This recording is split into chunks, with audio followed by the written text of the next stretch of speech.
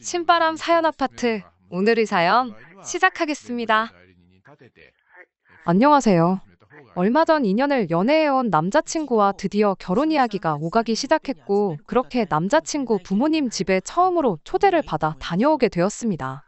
2년이라는 시간을 함께하면서 이미 벌써 남자친구의 어머니를 몇 번 만나보긴 했었어요. 하지만 그동안은 밖에서 만났던 게 전부였다 보니 이렇게 집에까지 초대돼서 다녀온 건 이번이 처음이었습니다. 이렇게 내 시부모님이 될 수도 있는 분들 집에 인사를 하러 찾아가는 날이 오게 되다니, 이젠 내가 진짜로 결혼을 하는구나 실감이 나기 시작했어요. 그런데 그날 결혼이고 뭐고 다 필요 없다고 하고 아예 집구석을 엎어버리고 돌아오게 될 줄은 그때까지만 해도 생각도 못했습니다. 말씀드렸다시피 그날이 제 인생 처음으로 남자친구 어머니를 보게 된 건 아니었지만, 그래도 며느리가 될 사람으로 처음 찾아뵙는 그런 자리였다 보니 그냥 빈손으로 떨렁 몸만 가기에는 조금 그렇더라고요. 그래서 뭘 가져가야 하나 참 고민을 많이 했어요. 아무리 생각해도 도무지 마땅한 게 떠오르지가 않아서 남자친구한테 무엇을 선물로 들고 가면 좋겠냐고 단도직입적으로 물어봤지요. 그런데 남자친구가 하는 말이, 그래도 처음으로 우리 집에 인사드리러 가는 자리인데 자기가 말한 거 사오는 것보다 제가 직접 골라오는 게 더 성의 있고 의미도 있지 않겠냐고 하더라고요. 우리 어머니 성격 좋은 거 알지 않냐? 뭘 가져와도 기뻐하실 테니 크게 걱정 말라는 대답과 함께요. 솔직히 그런 말을 들으니 마음이 더 편해졌다기보단 부담만 늘어났죠.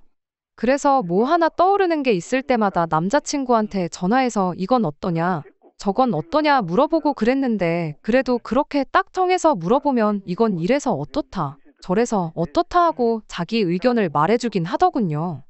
그런데 긍정적인 대답을 들은 게 단 한 개도 없었어요. 남자친구가 저희 집에 처음 인사 왔을 때 가져왔던 대로 꽃바구니 선물은 어떠냐 했더니, 원래도 우리 어머니가 꽃 선물은 별로 안 좋아하신다, 받을 때야 잠깐 기분 좋고 마는 거지, 나중에 꽃이 시들어 말라 비틀어졌을 때 가져온 사람 성의 생각하면 그냥 갖다 버리기도 뭐하지 않느냐. 그리고 딸려오는 바구니도 재활용하기 애매하고 어디 쓸 데도 딱히 없다면서 꽃 선물은 피하라고 그러더군요. 그럼 와인이나 양주 같은 건 어떠냐 했더니, 집에 술 마시는 사람이 우리 아버지 말고 한 명도 없는데 아버지한테 점수는 딸지언정 우리 엄마나 누나한테는 마이너스가 되지 않겠냐, 뭐 이런 식이었죠. 도움 좀 받겠다고 전화한 건데 고르는 것마다 다 그렇게 퇴짜를 놓고 싫은 소리만 쏟아내고 있으니 저도 열이 받아서 그냥 선물은 내가 알아서 해오겠다고 하고 전화를 끊어버렸어요. 홧김에 마트에서 파는 선물 세트를 사가 버릴까 싶었죠. 그 왜 있잖아요. 통조림 제품이나 식용유, 참기름 이런 거 들은 거나 혹은 샴푸린스에 비누 같이 들어있는 평범한 것들이요. 그런데 제 생각에도 그건 너무 성의가 없어 보이려나 싶어서 말았죠. 약속한 날은 다가오지, 남자친구는 뭘 말해도 퇴짜만 놓고 안 좋은 이야기만 하지. 알게 모르게 스트레스를 받는 와중에 마침 홈쇼핑 채널에서 한우 선물 세트를 팔고 있는 걸 봤어요. 구성이 알찬 게 저 정도면 충분하겠다 싶은 생각이 들었죠.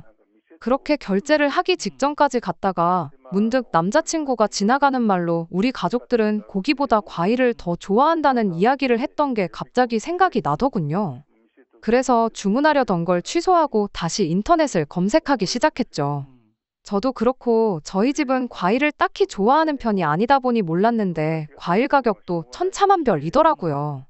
수입 과일 중에 등급 높은 건 국산보다 훨씬 비싸기도 했고요. 그중에 종류 여러 가지 있는 걸 인터넷으로 주문을 했어요. 남자친구 집 가기로 한 날 하루 전에 맞춰서 배송을 받았는데 막상 받고 나니까 사진에서 보는 것과는 다르게 볼품없고 과일도 상태가 별로 안 좋았습니다. 제가 과일을 워낙에 잘 먹지 않다 보니까 사진만 보고 덥석 물건을 사버린 초보적인 실수를 저지르고 말았던 거지요. 인터넷에서 산다고 무조건 품질이 안 좋은 건 아니겠지만 마침 또 제가 고른 업체가 사진만 번지르르하게 찍는 비양심 업체였던 거예요. 이런 걸 선물이라고 가져가 봐야 집에 뒀다가 상해가는 과일 버리기 아까워서 가져온 거냐는 소리 들을 것 같기도 하고, 그래서 그냥 집 근처 마트에서 샤인머스켓 한 상자를 사들고 가기로 했어요. 생각해보니 일전에 남자친구 어머니를 몇 번 만났을 때 그때가 한참 탕후루가 유행이던 시기였는데 남자친구네 어머니가 샤인머스켓은 그냥 먹어도 달고 맛있는 걸 왜 이렇게 설탕범벅을 해서 먹는지 모르겠다는 이야기를 하면서 당신이 요즘 제일 좋아하는 과일이 샤인머스켓이라는 이야기를 해줬던 게 딱 기억이 났거든요. 어머님이 뭘 좋아하는지 직접 두 귀로 들었는데 왜 그걸 생각 못하고 선물 고른다고 한참을 고생했나 싶었죠. 아무튼 그렇게 혼자 과일 상자 하나 낑낑거리면서 들고 남자친구 집 근처까지 택시를 타고 갔어요. 집에 들어갈 때 혼자 초인종 누르고 들어가기 뭐해서 남자친구한테 집 근처까지는 마중을 좀 나와달라고 부탁했는데 막상 나와서 제 손에 들려있는 샤인머스켓 상자를 보더니 고작 사온 게 과일이냐며 반응이 영 시큰둥하더라고요. 그럴 거면 이것저것 물어볼 때 이것도 별로다, 저것도 별로다 하면서 다 싫다고 퇴짜만 놓을 게 아니라 어떤 게 좋을지 말 좀 해주지 싶어서 조금 서운한 기분이 들었습니다. 그때까지는 몰랐죠. 이걸 그냥 서운하게 생각하고 말 게 아니라 애초에 처음부터 선물을 저보고 직접 골라오라고 했던 것부터가 처음부터 제가 이 집에 어울리는 며느리인지 아닌지 평가하는 항목 중 하나였을 뿐 그 이상도 그 이하도 아니었다는 사실을 말이에요. 제가 뭐 엄청나게 대단한 손님은 아닐지라도 그래도 결혼 이야기 처음 나오고 예비며느리로서 처음 인사를 드리러 가는 자리였잖아요.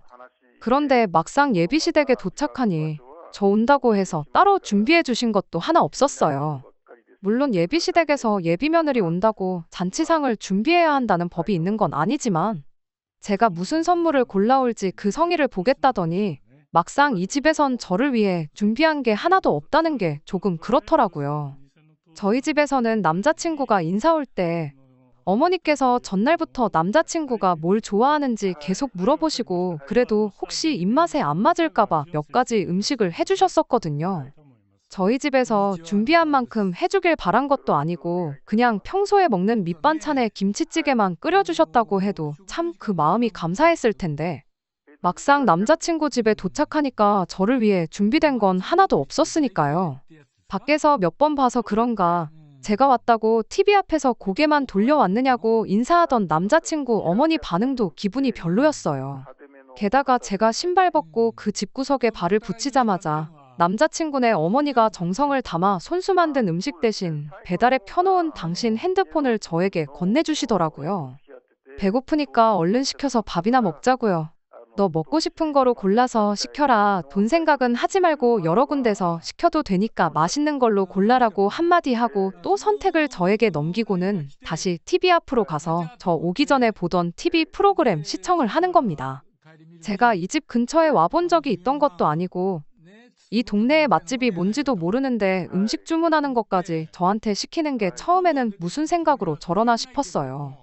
물론 제가 먹고 싶은 거 시키라고 한 게 뭘 좋아할지 모르니 제 입맛에 맞는 걸 고르라는 배려로 생각하면 충분히 생각할 수 있었지만 이미 남자친구가 제가 가지고 온 선물 가지고 한 소리를 한마당에 솔직한 말로 좋은 생각을 할래야 할 수가 없었다고 해야 하나요?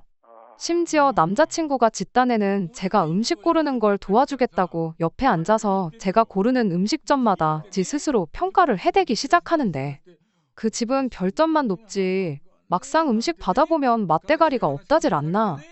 또 다른 집은 거기서는 가서 먹으면 맛있는데 이상하게 배달만 시켜 먹으면 직접 가서 먹는 그 맛이 나질 않는다던가 하면서 훈수를 두는데 그럴 거면 네가 고르라고 핸드폰을 그냥 던져주고 싶었습니다. 그 또한 지금 생각해보면 예비시자들 입맛에 맞는 음식을 그 수많은 음식점들 중에서 예비며느리 후보였던 제가 귀신같이 골라낼 수 있는지 없는지 한번 보려고 그랬던 게 아닌가 하는 생각이 드네요. 남자친구 훈수에 짜증이 나서 내가 알아서 고르겠다 말하고 그냥 그나마 몇 번 먹어본 체인점이 있길래 거기서 종류별로 이것저것 주문을 했어요. 적어도 체인점이면 중간 이상은 갈 테니 못 먹을 음식 시켰다고 잔소리는 안 듣겠구나 싶었죠. 그렇게 주문을 하겠다고 했는데 막상 주문 완료 버튼을 누르려고 하니까 남자친구가 다 골랐냐며 자기가 좀 보겠다고 핸드폰을 가져가더라고요. 그러곤 그걸 보더니 웃으면서 핸드폰을 다시 어머님한테 가져갔어요. 이내 어머님이 핸드폰을 넘기면서 제가 고른 음식들을 보더니 저한테 말하길 우리 가족은 앞으로 며느리한테 음식 고르라고 시키면 안 되겠다고 우리 집이 얼마나 대식가인데 누구 코에 풀칠하려고 음식을 이것밖에 안 시키냐고 하는 겁니다. 그동안 밖에서 볼 때는 몰랐는데 생각보다 우리 예비 며느님이 통이 작은 것 같다고. 특히 이런 날에는 더더욱 모자라게 먹는 것보다 차라리 남기는 게 더 낫다는 걸 모르시냐며 음식은 당신이 알아서 시키겠다고 하더니 제가 골라놓은 주문은 지워버리고 이내 핸드폰으로 이것저것 주문하기 시작했어요. 정말 황당했죠. 어차피 마음에 안 들어서 자기들 원하는 대로 시킬 거면 뭘 좋아하는지도 모르는 사람들 음식을 왜 나한테 고르라고 선택을 떠넘긴 건지 싶고 애써 골라놓은 걸 가지고 무한까지 주는지 싶었습니다. 음식이 도착하기까지 한 30분 정도 시간이 걸렸는데 그때부터였을 거예요. 연애 2년 했다고 해서 무조건 결혼까지 해야 하는 건 아니구나 하는 생각이 들기 시작한 게 말이죠. 배달이요 하는 소리와 함께 초인종 소리가 울렸는데 남자친구 부모님은 물론이고 남자친구도 그 초인종 소리에 움찔하는 반응조차 없더라고요. 집안에 있는 사람 아무도 밖에 나가서 음식을 받아올 생각이 없어 보였어요. 뭔가 싶었는데 갑자기 남자친구가 저보고 안 나가보냐고 저한테만 들리게 작은 목소리로 한마디 하더라고요. 왜 그 소리를 저한테만 들리게 작게 말하나 싶었고 저는 남자친구한테 곧바로 여기가 우리 집도 아닌데 내가 현관문 열고 음식을 받아오라는 소리냐고 남자친구한테 대놓고 한마디 했어요. 그 말 끝나기가 무섭게 남자친구 어머니가 아이고 우리 아들 결혼하면 완전 마누라한테 잡혀 살겠구나 하고 한마디 하시더니 어차피 결혼하면 한 식구인데 우리 집 니네 집 따질 거 있느냐며 저한테 은근슬쩍 눈치를 주더라고요. 말인즉슨 저보고 받아오라는 소리였죠. 이미 그때부터 정상적인 집구석이 아니라는 걸 알려줬는데 아직도 모르겠는 게 저는 왜 그때 남자친구 어머님 말을 듣고 아, 내가 가서 받아오는 게 맞는 거구나 생각하고 하는 수 없이 음식을 받으러 나갔는지 모르겠네요. 아무튼 음식 받을 때부터 어이가 없었어요. 배달 온 음식은 치킨이었는데 사람이 넷인데 치킨 한 마리 시킨 게 고작이었으니까요. 저보고 손이 작다니 그거 가지고 누구 코에 풀칠을 하겠냐느니 하더니 고작 치킨 한 마리를 밥이라고 시킨 건가 싶었습니다. 그렇게 기사님한테서 치킨을 건네봤는데 기사님이 결제는 카드로 하실 거냐고 묻더라고요. 그래서 이거 계산해 드려야겠는데 하고 남자친구를 불렀죠. 그런데 저한테 되돌아온 건 남자친구가 아니고 또 남자친구 어머니의 한마디였습니다. 우리 며느님은 시댁에 치킨 한 마리 사주는 돈이 아까운가 봐? 하면서 처음으로 며느리한테 뭐 좀 얻어먹겠구나 싶었는데 그것도 텄다면서 빈정거리듯 말을 하는 거예요. 결국 하는 수 없이 치킨 계산을 제 카드로 했죠. 뭐 그때까지만 해도 남자친구 어머니 말 맞다나 결혼하면 내 가족 될 사람들인데 심심하면 친구들한테도 사주는 치킨, 남편 될 사람, 예비시 부모 될 사람들 못 사줄 게 있나 싶고 말았죠. 음식은 치킨이 전부가 아니었어요. 이어서 음식들이 이것저것 도착하더라고요. 이 시짜들, 인간들이 너무 음흉한 게 굳이 치킨을 저한테 얻어먹으려던 게 아니라 뭐가 되었든 간에 맨 처음 배달 오는 음식을 제 돈으로 계산시킬 생각이었나 보더라고요. 이윽고 온갖 종류의 음식들이 쏟아져 배달 오기 시작했어요. 피자며 전골이며 해물찜에 족발까지.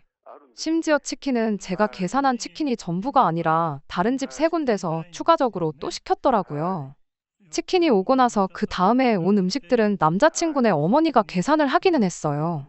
족발집에서 6만 원, 피자에 8만 원, 전골에 4만 원, 이렇게 계산할 때마다 남자친구 어머니가 한다는 소리가 우리 며느님은 운도 좋다고 원래 맨 처음 배달 온 음식만 계산시키려고 했는데 마침 맨 처음 온 집이 제일 싸게 시킨 집이었다고 하는 겁니다. 애초부터 맨 처음 배달 오는 음식을 제 돈으로 계산시킬 생각이었던 거죠. 요는 제가 이 예비시자들을 위해 기꺼이 제 지갑을 여는 사람인지 아닌지 그걸 테스트해볼 요량이었던 거죠. 그리고 식사 끝나자마자 저는 이 집 며느리로 살 자신이 없다고 말하고 그 길로 이 정신 나간 집구석에서 뛰쳐 도망 나왔습니다. 선물을 뭘 사오는가부터 자기들 취향에 맞는 음식을 고르는 거에 음식을 계산하느냐 마느냐까지 정말 조목조목 며느리 후보 평가 항목을 만들어 놓았던 겁니다. 이게 끝이었다면 제가 그냥 예민했던 거구나 생각할 수도 있는데 그 후로도 몇 가지가 더 남아 있었습니다. 일단 배달 온 음식을 상에 세팅하는 것부터 제가 손을 돕는지 안 돕는지는 말할 것도 없어서 그냥 생략할게요. 애초에 구경만 하고 있을 생각은 없었고 그 정도는 이 집구석이 시자들인지 아닌지를 떠나서 아무리 제가 초대받아온 손님일지라도 돕는 게 당연하다 생각했고 힘들거나 어려울 것도 없으니 그냥 손을 보탰어요. 사람은 넷밖에 없는데 음식은 뭘 그렇게 많이 시켰나 했더니 이미 음식을 고르는데 있어서부터 의도가 다 있었던 겁니다. 밥 따먹고 나니까 그제서야 이유를 알게 되었어요. 며느리를 고르는 기준이 무슨 대기업에서 신입 직원 채용하는 것보다 더 깐깐한 기준으로 평가를 하는구나 싶었습니다. 이미 시작하자마자부터 감점을 당하고 시작했거든요. 일단 첫 번째는 남자친구의 누나의 부재였습니다. 남자친구 위로 누나가 있다는 것도 알고 있고 한 집에 같이 살고 있는 것도 알고 있는데 그날 누나의 부재를 묻지 않았던 것부터가 그쪽 집 구성 눈에는 마음에 안 들었던 거예요. 음식 도착하자마자 남자친구네 누나 먹을 음식을 덜어놓아야 하는 거 아니냐고 제가 물어봤어야 했던 거고요.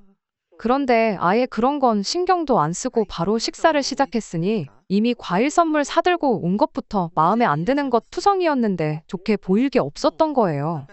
어디 그뿐이겠나요? 제가 앉은 자리부터가 문제였어요.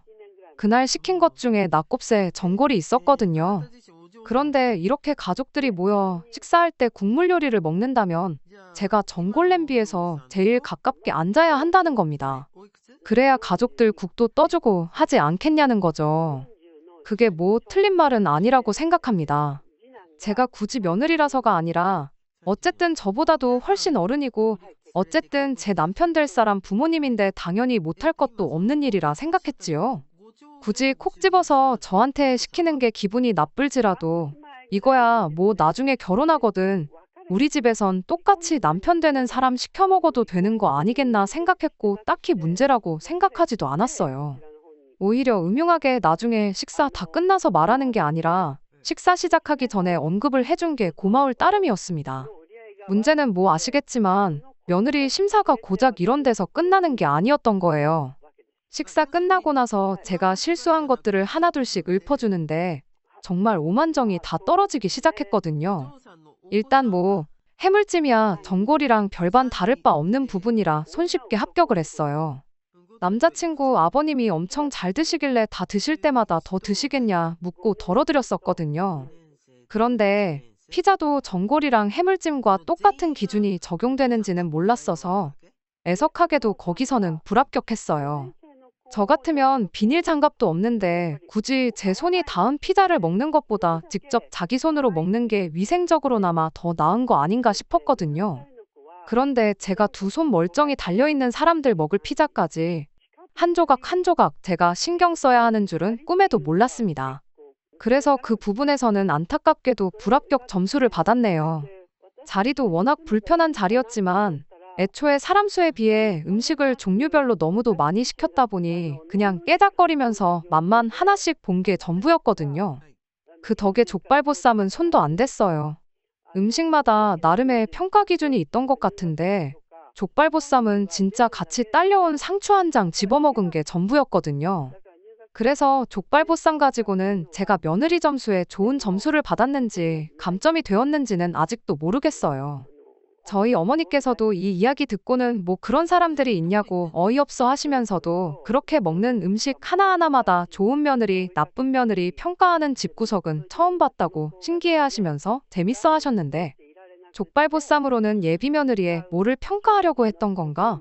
아무리 예상해봐도 감이 오질 않더라고요. 예비 시자들 입에 쌈이라도 하나씩 싸서 넣어줬어야 하는 거 아니냐시는데 이미 그날 쌈을 안 싸줬는데 그걸 가지고 감점이네 어쩌네 이야기가 없었거든요. 그래서 아직도 족발보쌈은 그날 왜 시켰던 건지 오리무중이에요. 그냥 먹고 싶어서 시켰던 걸까요? 혹시 족발보쌈으로 제가 좋은 며느리인지 아닌지 평가할 방법을 알고 계시는 분은 너무 궁금해서 그러니 제발 댓글 좀 남겨주세요. 아무튼 족발보쌈은 그렇다 치고 제일로 어이가 없던 건 단연코 치킨이었습니다. 치킨은 말씀드렸다시피 제가 계산한 한 마리 말고도 다른 세 군데에서 더 시켰어요. 저희 집은 가족들 넷이서 치킨 한 마리 먹으면 배가 부르는데 이 집구석은 그 많은 음식을 시켜놓고 후식으로 인당 한 마리씩 먹을 계획이었는지 싶었네요. 그나마 그날 그 자리에서 아무 생각 안 하고 먹을 수 있는 음식이 치킨이라서 주로 제가 먹은 건 치킨이었어요. 그런데 거기서 아주 제가 이 집의 며느리로 살기에는 한참 모자란 사람이었다는 걸 알게 되었습니다. 그리고 그 자리에서 저는 이 집 며느리로 어울리는 사람이 아닌 것 같다 말하고 그렇게 남자친구와 영영 이별을 하고 왔어요. 자리도 불편했고 그 짧은 사이에 일어난 여러 가지 일 때문에 기분도 별로였고 거기에 음식들도 이것저것 저한테 멀리 떨어져 있어서 그냥 저한테서 제일 가까이 놓여있던 치킨 위주로 깨작거리면서 먹었거든요. 그런데 하필이면 제가 다리를 먹었었나 봐요. 의도한 건 아니고 그냥 손 빠져서 집히는 거 가져와서 먹었을 뿐인데 정말 하필이면 거기에 다리가 한 조각 섞여 있었었나 봐요. 남자친구 어머니는 앞으로 이렇게 자기들하고 식사를 할 때는 되도록 다리는 아버님이랑 남자친구한테 양보를 하라고 하더라고요. 손도 안 댄 치킨이 3마리나 더 있었는데 그건 중요한 게 아니었어요. 그날 그 자리에 사람이 4명이었는데 닭다리가 8개나 있었는데 그중에 하나를 제가 먹은 게 문제가 될 줄은 생각도 못했어요. 그리고 그때 깨달았죠. 이건 시작에 불과하다는 걸 말입니다. 뭐 계산을 시키거나 국물을 떠주는 자리에 앉는다던가 하는 건 솔직히 그럴 수도 있다 싶어서 그냥 특이한 집이구나 하고 애써 넘기려고 했는데 그냥 이 사람들은 속이 음흉하구나 그런 생각밖에 들지가 않더라고요. 제 성의를 보고 싶다며 첫날 제가 선물로 뭘 가져오는지 평가하고 굳이 말하지 않아도 제가 알아서 지들이 뭐 먹고 싶은지 파악하는 사람인지 아닌지 평가하고 그리고 저는 절대로 이 사람들 기준에 마음에 드는 며느리가 될 수 있겠다는 생각이 들지 않았어요. 아니, 설령 제가 이 사람들 마음에 들었다고 해도 제가 밥 먹는 내내 닭다리를 뜯는지 안 뜯는지 호시탐탐 감시하는 사람들하고 한 식구가 되고 싶은 생각이 들지 않았습니다. 그래서 닭다리 먹지 말라는 소리 듣자마자 죄송하다고 며느리는 저 말고 다른 사람 찾으시는 게 좋겠다 말하고 자리에서 일어났어요. 집에서 나오면서 내친 김에 제 돈 주고 산 손도 안 댄 치킨하고 하고 많은 선물 중에 고작 그걸 사왔냐던 과일 상자는 제가 다시 들고 나왔습니다. 남자친구가 쫓아나오더니 저를 붙잡고 사과를 하는 게 아니라 왜 그건 도로 가져가냐는 소리를 하더라고요. 진짜 너무 열받아서 살이 통통한 치킨이 뼈만 남을 때까지 샤인머스켓이 앙상한 가지만 남을 때까지 남자친구를 흠씬 두들겨주고 싶었는데 음식은 잘못이 없으니까 그렇게까진 하지 않고 참았습니다. 대신 남자친구한테 확실하게 말해줬죠. 내가 피땀 흘려 번 돈으로 산 음식인데 니네 가족들 먹게 두자니 그 돈이 너무 아까워서 내가 내 집 가져가서 우리 집 식구들하고 먹으려고 그런다고요. 결혼이고 나발이고 우리가 양가 상견례를 한 것도 아니고 청첩장을 돌린 것도 아닌데 문제될 거 있냐고. 어차피 보아하니 너네 집 며느리 기준에 내가 한참 모자라는 것 같은데 며느리 후보 자리에서 다진 사퇴할 테니 입맛에 맞는 사람 찾아서 며느리 시키라고 한마디 하고 그렇게 그냥 집으로 돌아왔네요. 말씀드렸던 대로 저희 어머니께서는 이야기 듣고 뭐 그딴 인간들이 다 있냐고 엄청 황당해 하시긴 했는데 한편으로는 세상에 그런 사람들이 또 어디 있겠냐며 엄청 재밌어 하시기도 했어요. 오히려 더 관계가 깊어지기 전에 이렇게 된 게 다행 아니겠냐고 그러면서 동시에 60년 가까이 살고도 아직 사람들을 참 모르겠다고 한마디 하시더군요. 제 남자친구만 봤을 때 가정교육도 제대로 받고 멀쩡한 집구석에서 자란 사람인 줄 알았는데 막상 까놓고 보니 저희 어머니 인생에 있어서 손에 꼽을 만큼 말도 안 되는 집구석이었다며 혀를 차시더라고요. 세상에 이런 집구석에 시집 갈 뻔한 걸 이제 결혼하는구나 하고 긴장했던 제가 다 우스웠어요. 그래도 저희 어머니 말 맞다나 차라리 첫 단추부터 어긋난 게 정말 다행이 아닌가 싶습니다. 아니었으면 한참 결혼 준비하다가 파혼했을 테고 그게 아니었다면 결혼하고 나서 제가 못 버티고 이혼했을 테니까요. 그런데 진짜 아직도 이 글을 적으면서 족발보쌈 가지고는 저희 어떤 점을 보려고 했던 건지 도무지 감이 안 잡히네요. 아까도 글에 적었지만 혹시 예상이나마 가시는 분들 계신다면 한번 대답 좀 해주시면 감사하겠습니다. 안녕하세요. 이미 결혼 엎어버린 마당에 후기까지 보낼 필요가 있나 싶은데 궁금증도 하나 해결되고 그래서 이렇게 뒷이야기를 적어 보내드리게 되었습니다. 그러고 며칠 지나서 남자친구한테서 연락이 왔어요. 어머님이랑 같이 해서 한 번만 더 보면 안 되냐고요. 둘이 이야기해도 충분할 것 같은데 왜 어머님까지 굳이 모시고 오냐고. 혹시 뭐 며느리 2차 면접 준비한 게 있어서 그러시냐고 이럽다 말하고 전화 끊어버렸어요. 그랬더니 다음날 남자친구가 저희 집 앞까지 찾아왔더라고요. 진짜 꼴도 보기 싫었는데 제가 나올 때까지 안 가고 버틴다고 고집을 부려서 대충 상대해주고 집에 보낼 생각으로 남자친구를 다시 만났습니다. 아니나 다를까 남자친구가 아직도 왜 제가 헤어지자는 말을 꺼냈는지 모르겠다며 다시 잘해보면 어떻겠냐는 말을 꺼내더라고요. 그래서 제가 남자친구한테 미쳤냐고, 내가 미쳤다고 내 손으로 내 팔자 꼬을 일 있냐고 그런 거 물어보러 온 거면 그냥 돌아가고 두 번 다시 찾아오지 말라고 강하게 한마디 해줬습니다. 그런데도 끝까지 남자친구가 그날 분위기도 좋았는데 제가 왜 그런 식으로 나왔는지 이해가 가질 않는다고 나오길래 하다못해 제가 그날 남자친구 집에서 당했던 걸 똑같이 남자친구한테 되갚아줬어요. 너가 우리 집에 인사하러 왔을 때 우리 엄마가 차려준 음식 먹고 나서 맛있다는 말 한마디 안 했지 않냐. 일단 거기서 감점이 있었고 그날 설거지는 자기가 하겠다고 말 한마디 안 꺼낸 데서 또 감점이라고. 그리고 너가 먼저 우리 집 올 때 꽃 선물 해왔으면서 내가 똑같이 꽃 선물 하겠다고 했더니 그런 아무짝에도 쓸모없는 선물은 엄마가 싫어한다고 거절하지 않았냐. 거기서 또 감점이고 그날 너네 집 갔을 때 너네 어머니가 예비 며느리라고 나한테 몹쓸 행동하고 있는데 어머님을 뜯어말리기는커녕 거기에 동종해서 중간 역할도 똑바로 못하지 않았냐. 그러니까 거기서 또 감점이라고. 그렇게 계산해보니 아주 빵점짜리 인간이라서 내 남편으로 두고 쓰기엔 내가 너무 아까워서 결혼 안 하겠다고 한 거라고. 이제 이해됐으면 딴소리 하지 말고 그냥 네 갈 길 가라고 했어요. 그랬더니 남자친구도 그제서야 사람한테 점수 매기는 게 얼마나 기분 나쁜 건지 깨달았는지 이내 단념을 하고는 저한테 잘 지내라는 인사 한마디 하고 미안했다고 사과하더니 자리에서 일어나더라고요. 그렇게 떠나가는 남자친구를 제가 붙잡았어요. 터덜터덜 거리면서 멀어져 가던 남자친구가 제가 다시 부르니 밝은 표정으로 뒤를 돌아보더라고요. 마지막으로 이 말 한마디 안 하면 정말 평생을 두고 후회가 남을 것 같다는 말 한마디 했더니 무슨 말인지 엄청 기대하는 눈치였습니다. 그리고 제가 말을 꺼냈죠. 혹시 너네 어머니가 족발보쌈 가지고는 내 어떤 점을 보려고 했던 건지 알고 있느냐고. 그거 궁금하고 신경 쓰여서 요즘 잠도 제대로 못 잔다고 물어봤어요. 제가 혹시나 자기를 붙잡을까 기대했던 건지 화색이던 남자친구 얼굴에는 실망한 기색이 역력했습니다. 그러더니 대답을 해주더라고요. 아마 뭐 제가 족발 먹을 때 뼈 있는 부분부터 먹는지 고기부터 먹는지 그런 거 보지 않으셨겠냐 하네요. 그러니까 며느리인 제가 시가족들을 위해서 먹기 불편한 뼈다귀 부위를 먼저 먹는지 그걸 보려고 했던 것 같아요. 세상의 족발에서 며느리 희생정신을 찾는 시댁이라니 정말 결혼 안 하기로 한 게 참 잘했다는 생각이 들더라고요. 아무튼 그걸 끝으로 남자친구하고는 더 이상 마주칠 일 없게 하기로 했어요. 그냥 그렇게 된 것보다 족발로 어떤 점수를 매기려 했는지 그 궁금증 하나 풀게 된 거 전해드리려고 이렇게 후기를 적었습니다. 그래도 감사한 점은 정말 본격적으로 결혼이 진행되기 전에 본 모습을 여과 없이 보여준 점 아닌가 싶어요. 다른 분들 사연 쭉 들어보니 결혼하고 돌별한 시자들 때문에 고생하시는 분들이 꽤 되시던데 그에 비해 저 같은 경우는 아주 양반이 아닌가 싶네요.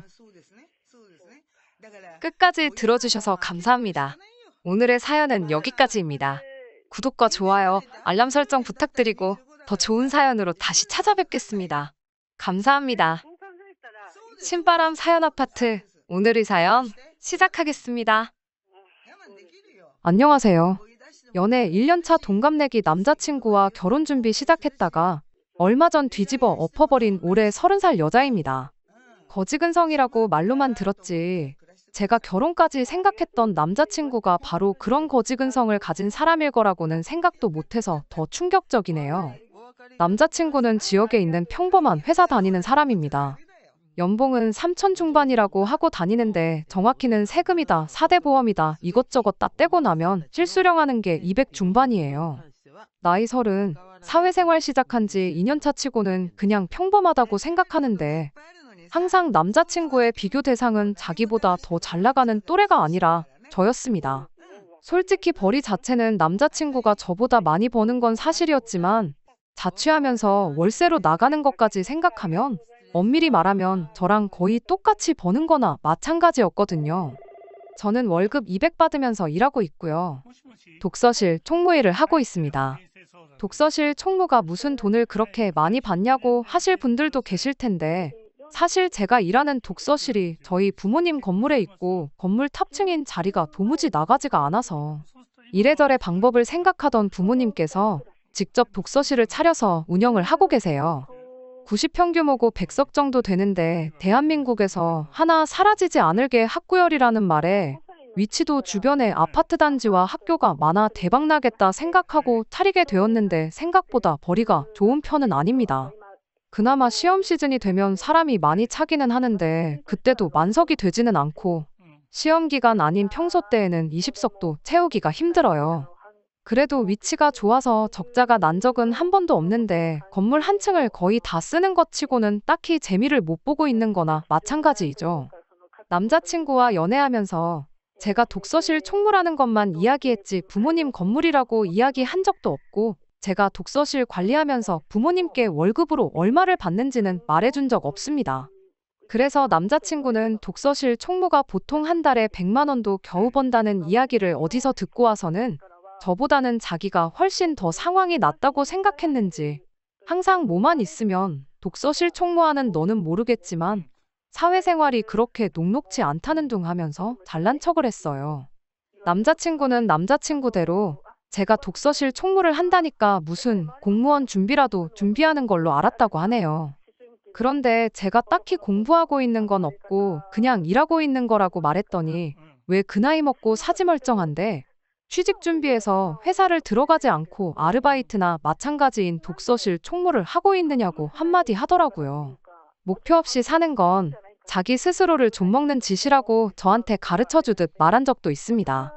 솔직히 그때 홧김에 건물이 우리 부모님 거고 내가 월급 받는 거랑 부모님이 용돈 쓰라고 주는 것까지 하면 너보다 헐 낫다 한마디 쏘아 붙여주고 싶었는데 괜히 사소한 걸로 싸우고 싶지도 않았고 사실 따지고 보면 부모님 덕분에 제가 편하게 지내는 건 사실이니 굳이 반박하고 싶지도 않았습니다.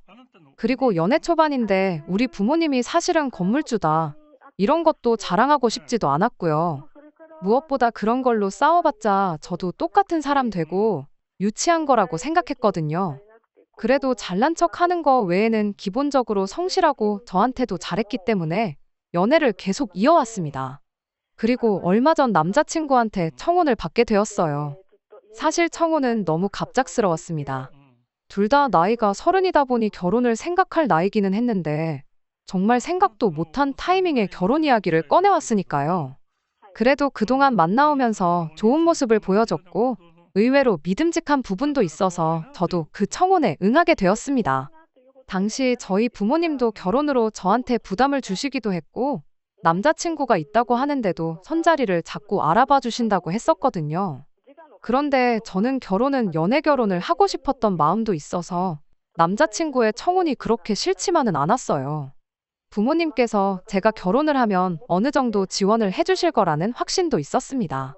적어도 반반 결혼은 해야지 않겠냐는 생각에 남자친구한테 결혼을 위해 모아놓은 돈이 있느냐고 물었고 저도 그때쯤 저희 부모님이 뭐 하시는지 말을 해줘야겠다는 생각을 했어요. 그런데 남자친구가 독서실에서 아르바이트나 하고 있는 네가 무슨 돈이 있겠냐며 돈 걱정은 하지 말라는 겁니다. 자기는 이미 오래전부터 집을 가지고 있었다고 저보고 혼수만 조금 해오면 된다고 하더라고요. 데이트하면서 벌이에 비해 씀씀이가 큰 편이라고 생각했는데 다 믿는 구석이 있어서 저랬구나 싶었어요. 저렇게 자신있게 나오는데 제가 부모님 이야기를 꺼내기가 조금 그렇더라고요. 그래서 말할 타이밍을 못 잡고 있었습니다. 그리고 얼마 뒤에 남자친구 부모님을 소개받게 되었어요. 남자친구 부모님은 지하철을 타고 거의 끝까지 가서 거기서도 마을버스를 타고 10분은 넘게 들어가야 있는 주택가에 위치한 2층짜리 단독주택에서 살고 계셨습니다. 2층은 남자친구 부모님이 살고 계시고 1층은 현재 세를 주고 있다고 하더라고요. 소음에 예민한 사람들이니 계단에서부터 조용히 올라오라고 저한테 말을 해주길래 그래서 알게 되었습니다. 남자친구 부모님은 저를 따뜻하게 맞아주셨어요. 저희 부모님에 대해서 물어보시면 그때라도 말을 할까 했는데 따로 물어보시지도 않더라고요. 이야기가 다 끝나갈 때쯤 남자친구 어머니께서 아랫집에 사는 사람들이 올 11월은 돼야 집을 비울 거라고, 그러니 결혼 날짜는 그 이후로 잡는 게 좋겠다고 하셨습니다. 저도 당장 번갯불에 콩 구워 먹듯 결혼식을 올릴 생각도 없었고 알아봐야 할 것도 많아서 결혼식은 내년 초쯤으로 생각하고 있었거든요. 그런데 제 결혼식과 아랫집에 새들어 사는 사람들이 도대체 무슨 상관이 있나 싶었습니다. 그러니 남자친구 어머니가 하는 말이 그래도 결혼식 올리고 나서 지낼 곳은 있어야 하는 거 아니냐고, 11월은 돼야 아래층이 비고 수리는 못해도 도배랑 장판은 새로 해주시겠다고 하시는 거예요. 남자친구가 집이 이미 있다고 했는데 그 집을 두고 신혼살림을 굳이 1층에 차릴 이유가 있느냐고 제가 물어봤어요.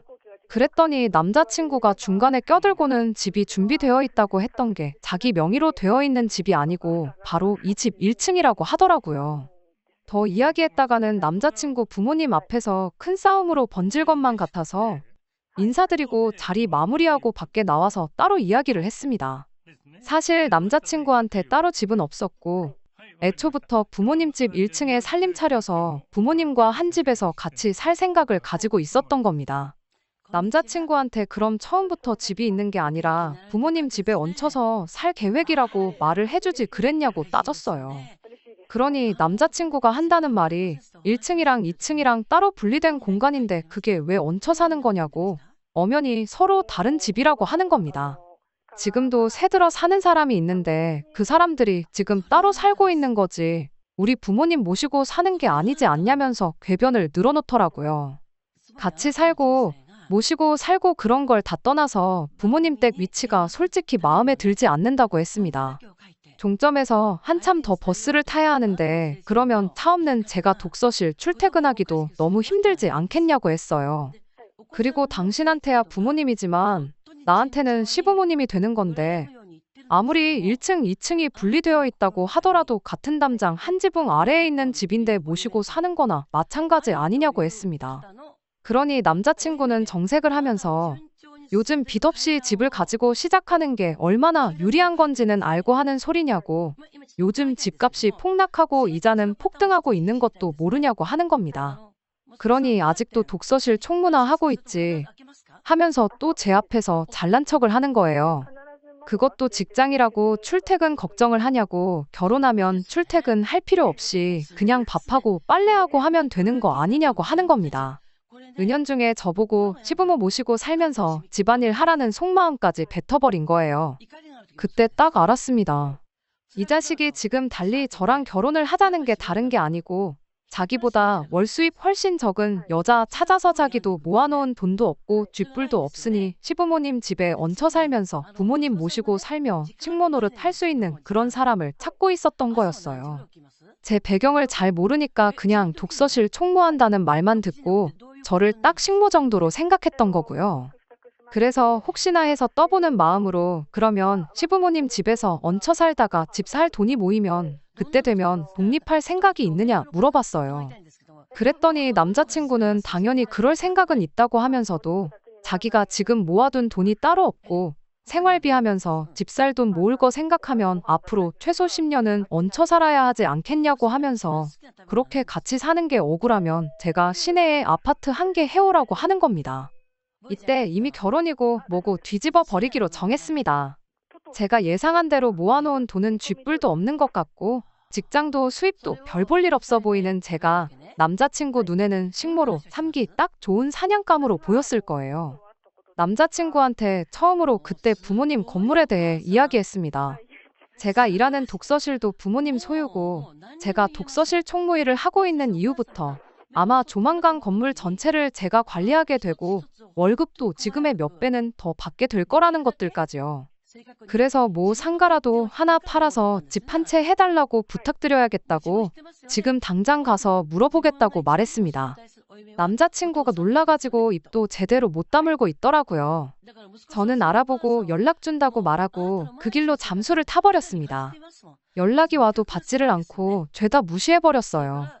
연애하는 동안 집까지 발에다 준 적도 없고 독서실까지 찾아온 적도 없으니 제가 어디에 있는지도 모르고 엄청 애가 탔을 거예요. 잠수 타고 2주쯤 지났나? 독서실 문이 열리고 누가 들어왔는데 그게 남자친구였습니다. 드디어 찾았다고 하면서 왜 이렇게 연락이 안 됐냐고 한참 찾았다고 제 눈치를 보면서 말을 걸더라고요. 평소였으면 전화 안 받았다고 성질머리는 있는 대로 부렸을 건데 말이죠. 회사에 있을 시간인데 여기서 뭐 하냐고 물었더니 제가 걱정이 돼서 회사 휴가까지 내고 지역 내에 있는 모든 독서실을 하나씩 찾아보고 다니던 와중이라고 말하더라고요. 이 나이 먹고 독서실 총무나 하고 있는 내가 뭐가 소중해서 그 소중한 휴가까지 써서 찾으러 다녔냐고 말하니 우리 결혼해야 하지 않겠냐고 쩔쩔 매기 시작했습니다. 헤어질 결심을 하고 나니까 그동안 잘 맞는다고 생각했던 남자친구가 그렇게 찌질해 보일 수가 없더라고요. 그래서 곰곰이 생각해보니까 너랑 결혼하면 나만 손해인 것 같고 그래서 그냥 안 하려고 그런다고 하고 헤어지자고 했습니다.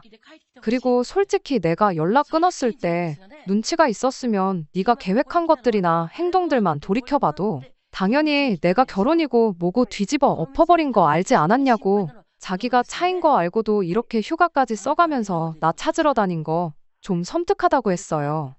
한 번만 더 이렇게 찾아오거나 집까지 알아내서 찾아오거나 하면 경찰에 스토커로 신고해버린다고 했습니다.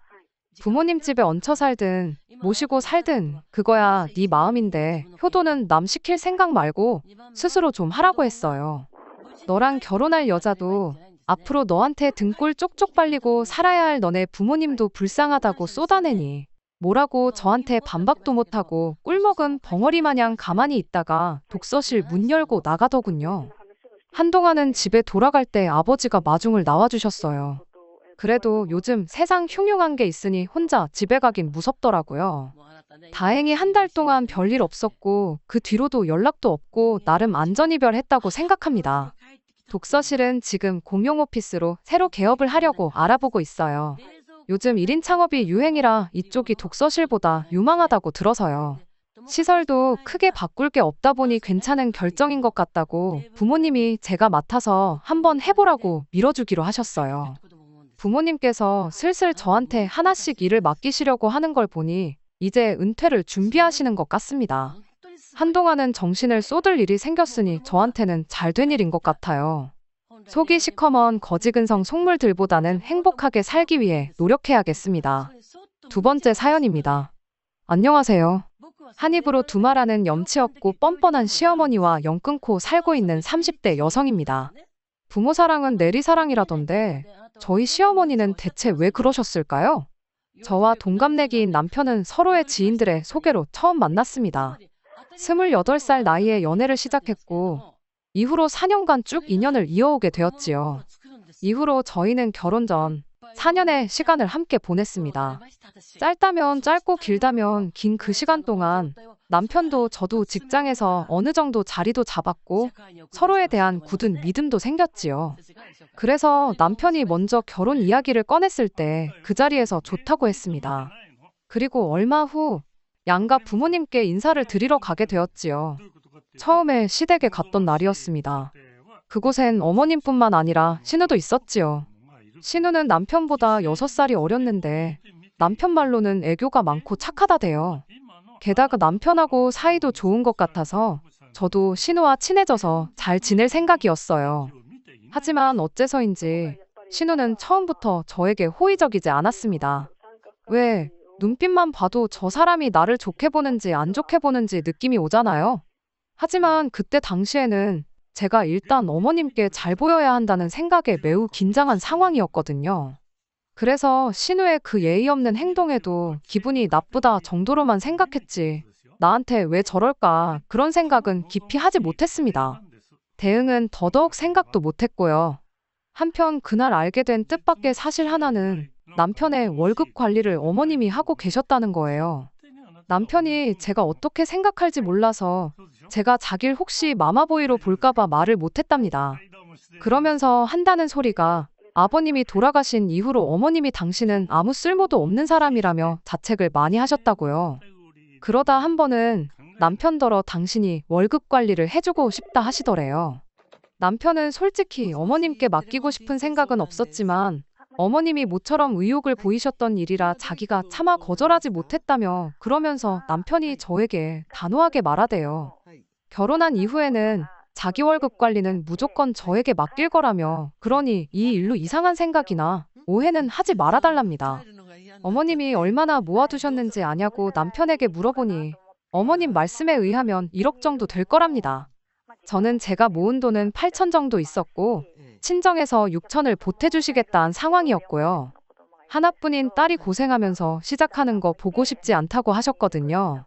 그래서 저희는 대출까지 받는다는 전제하에 3억으로 예산을 잡고 집을 알아보기 시작했습니다. 이후로 주말이고 평일이고 구분 없이 매일매일 발품 팔고 송품 팔기를 한 달, 다행히 저희 마음에 드는 아파트를 발견했어요. 보고 간 사람이 여럿이란 말에 마음이 급해졌고 당장이라도 계약금을 걸어야겠다 싶었지요. 그런데 그때 남편이 어머님하고 일단 상의를 먼저 해야 하지 않겠냐대요. 덧붙이기를 꼭 어머님 말씀을 따르자는 건 아니지만 그래도 상의하는 척이라도 해야 제가 어머님께 점수 좀 따지 않겠냐는데 그 말이 듣기에 좀 거북하기도 했고 마음은 마음대로 바빠서 내키지가 않았어요. 하지만 하도 남편이 저를 위해 그런다는 식으로 말을 해서 결국 남편 말대로 하게 되었습니다. 대신 저는 주말에 이미 약속이 있었기에 남편 혼자 어머님을 만나 뵙고 오기로 했지요. 하지만 남편이 어머님을 만나고 온 그날 밤, 전 정말 충격적인 이야기를 듣게 되었습니다. 저도 남편에게 전해들은지라 정확히 어머님과 남편 사이에 무슨 대화가 오갔는지는 몰라요. 하지만 분명한 건 1억이란 돈은 없다는 사실이었지요. 그럼 얼마나 있는 거냐니까 4천 정도 있는 것 같대요. 나머지는 다 어디에 쓰셨대냐고 물으니 자기도 똑같이 여쭤봤는데 하신다는 말씀이 다 먹고 사는데 썼다고 그러시더랍니다.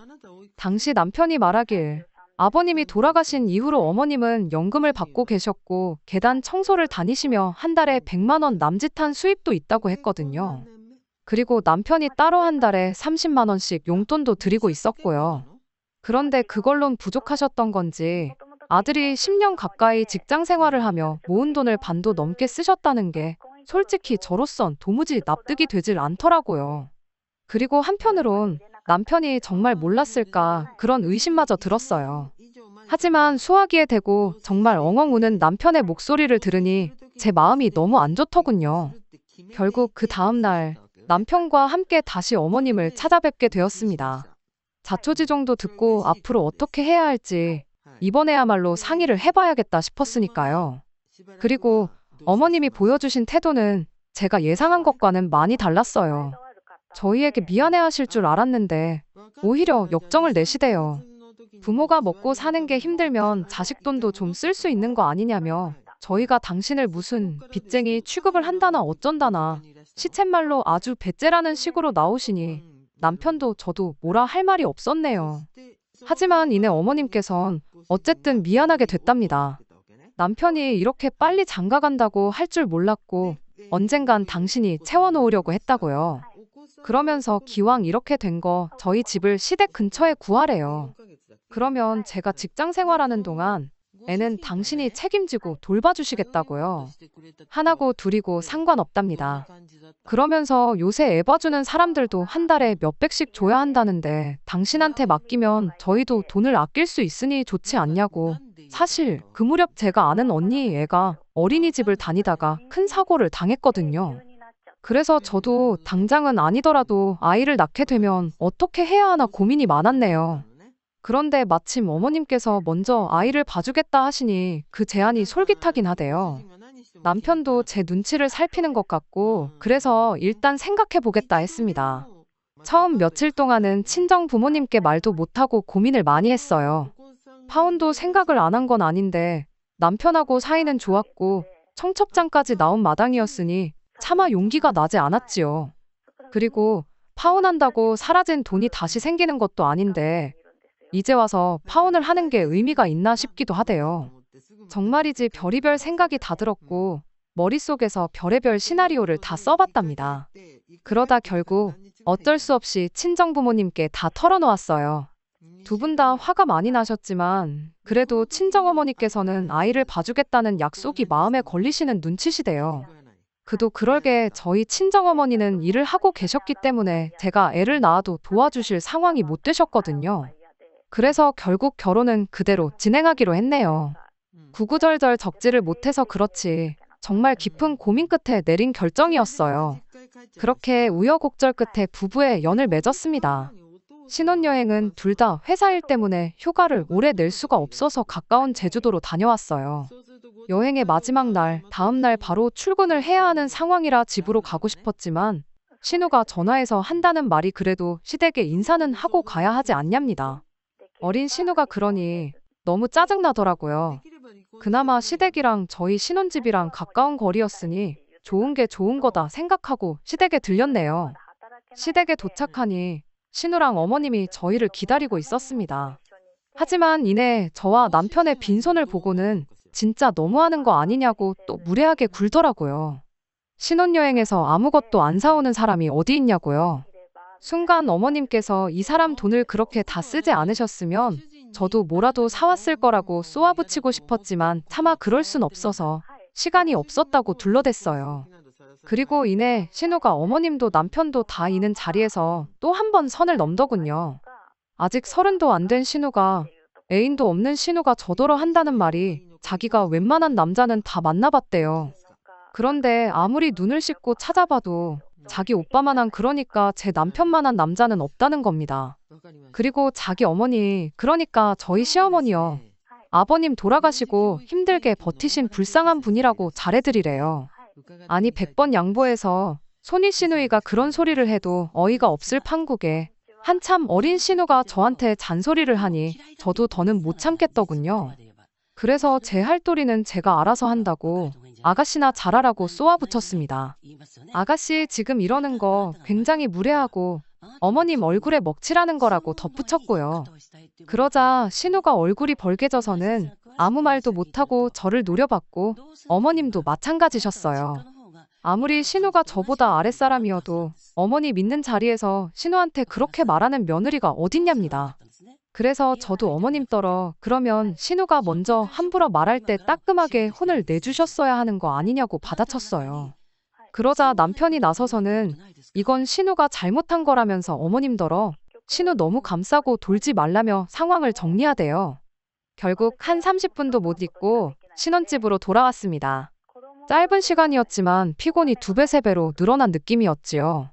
남편은 신우가 아직 생각이 어려서 그렇다며 저더러 좀 이해를 해달라는데 제가 그런 식으로 벌써부터 신우 감싸고 돌 거면 이 결혼 무른다고 했네요.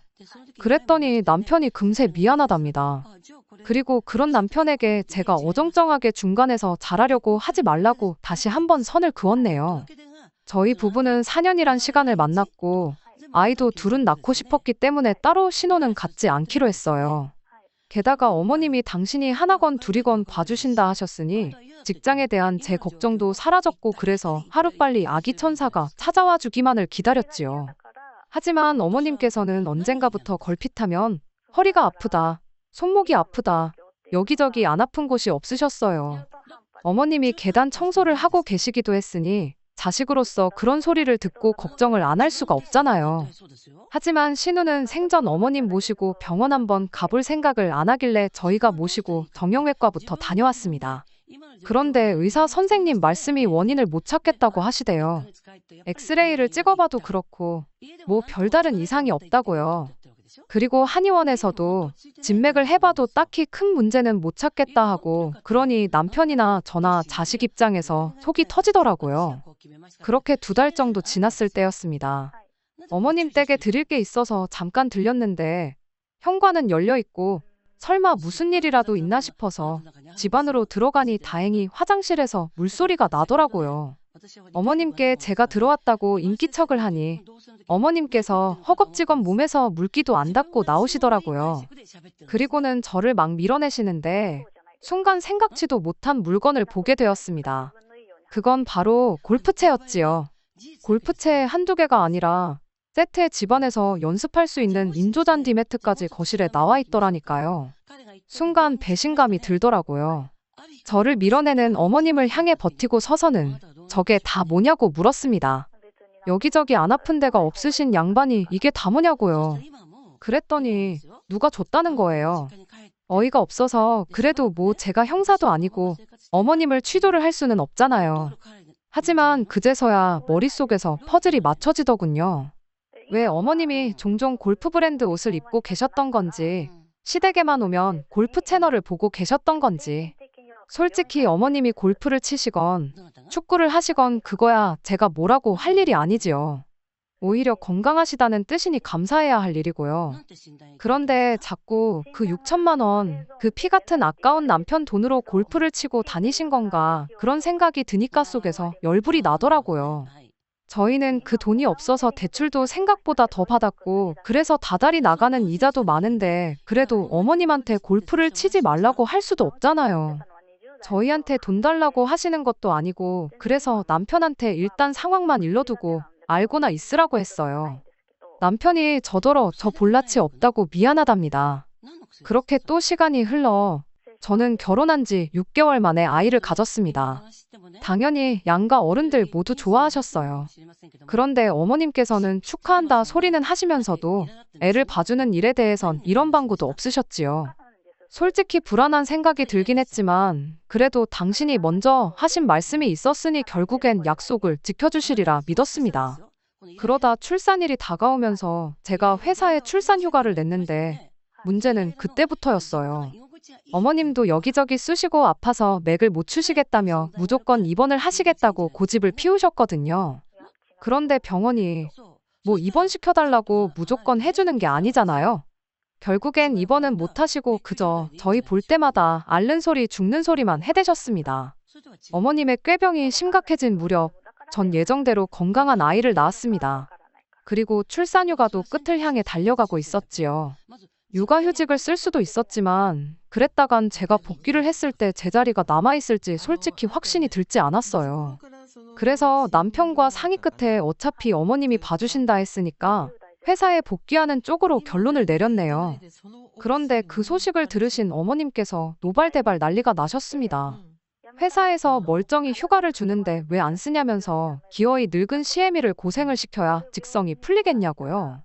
황당해서 어머님이 먼저 애를 봐주겠다 하시지 않았냐. 그래서 집도 시댁 근처에 구하라 하셔놓곤 이제 와서 왜 딴소리를 하시냐고 저도 받아쳤습니다. 그랬더니 어머님께서 사람이 어떻게 약속을 다 지키고 사냐대요. 약속은 원래 깨라고 있는 거라나요. 초등학생들이나 할 법한 소리를 하시는 어머님을 보고는 더 이상 대화를 할 가치가 안 느껴지대요. 그래서 알겠다고 안 맡긴다고 대신 저희 애 볼 생각은 꿈도 꾸지 마시라 소리를 질러버렸네요. 하지만 어째서인지 제 눈에선 눈물이 쏟아졌습니다. 분하고 서운하고 여러 가지 감정이 들었거든요. 제 자신이 바보 같기도 했고 돈 생각도 나고 그냥 복잡했어요. 그런 저를 본 남편도 생각이 많아진 듯 했습니다. 그러더니 어머님더러 그러면 그냥 6천만 원 달라고 하더라고요.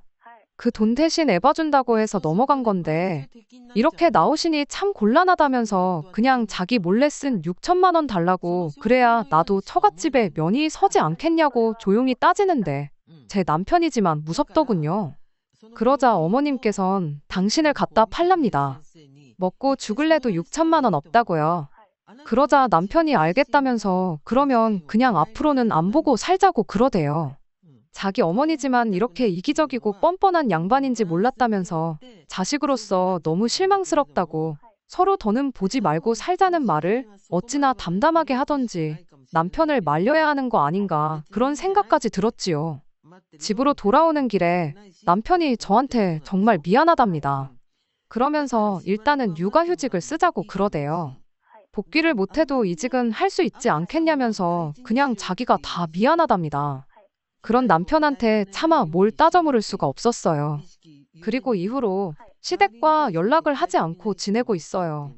신우가 일방적으로 어머님과 자기 소식을 문자로 알려오긴 하는데 잘 읽어보면 돈 달라는 소리여서 적어도 저는 대꾸도 안 하고 있네요.